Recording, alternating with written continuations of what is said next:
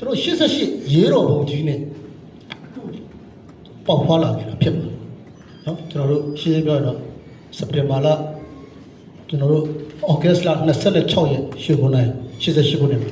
ဒါတရားဟောပြောပွဲကနေတစ်စစ်မြန်မာနိုင်ငံကြီးလောကတွေကိုကျွန်တော်တို့ဒါရောက်ရှိလာခဲ့တာဖြစ်ပါတယ်အဲ့တော့ကျွန်တော်တို့ပြောမယ်ဆိုရင်ဒေါ်စန်းစုကြည်ဟာသူနိုင်ငံရေးအကျဉ်းသားဖြစ်အနှစ်22နှစ်ကျော်နေခဲ့ရပြီပါ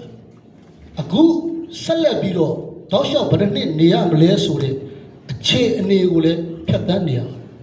အသက်82နှစ်ပြည့်ပြီဖြစ်တဲ့အမျိုးသမီးကြီးကိုဒီလိုမတရားချုံနှောင်ထားတဲ့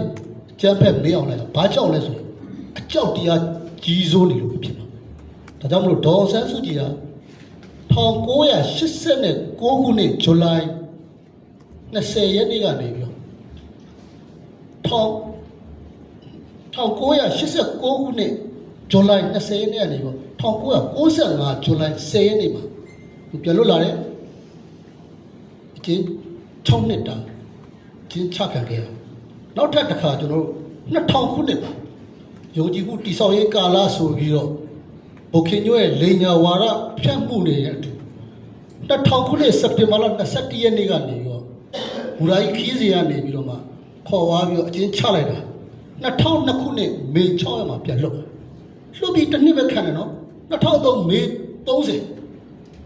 2002မေ6ရက်မှာလွတ်ပြီးတော့နှစ်နှစ်တာထိမ့်သိမ်းခံပြီးတော့တစ်နှစ်လေးပဲအပြင်ပြန်လွတ်ပေးလိုက်တယ်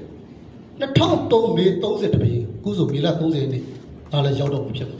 နော်မတရားရှိရှိပြောရရင်လောက်ကျန်တပ်ဖြတ်မှုတွေလောက်ခဲ့တာနော်ဒီထဲမှာလည်းကျွန်တော်ကိုယ်လည်းအပါဝင်တူဖြစ်ပါအဲ့တော့2003မေ30ကနေပြီးမှ2010နိုဝင်ဘာ23ရက်နေ့မှာပြန်လွတ်ပေးခဲ့ပါ9နှစ်ခွဲကျော်ကြာအခုဆိုလည်း2021ခုနှစ်ဖေဖော်ဝါရီလ1ရက်နေ့ကနေပြီးအခုဘယ်တော့မှပြန်လွတ်လာမလဲဆိုတဲ့အနေအထားမျိုးဖြစ်နေပါဒါကြောင့်မလို့ကျွန်တော်တို့အားလုံးဟာ